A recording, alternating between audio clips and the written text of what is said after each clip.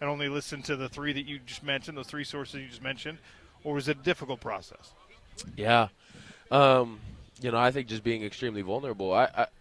It forced me to learn what it was like to listen to the noise, because I don't think up to that point I had understood what it officially meant to be a player that faces a lot of pressure. I face pressure in the game. You face pressure to perform, but I've never faced pressure under opinions of that many people and people that cared.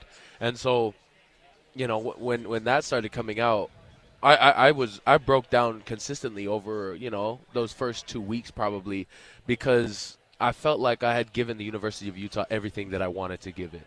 I don't know if there was a player that was more bought into that program than I was.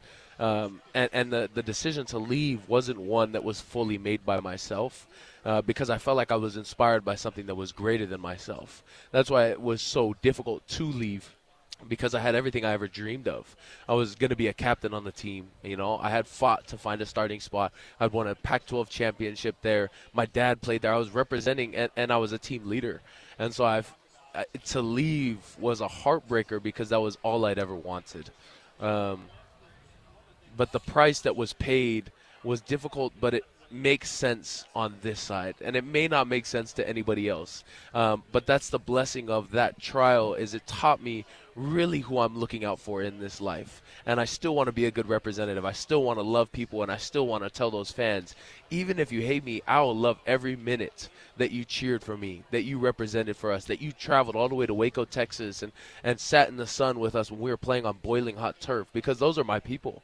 And I will still love them, even though there's a lot of emotional feelings. I still have that with my brothers, and many of them are still bitter.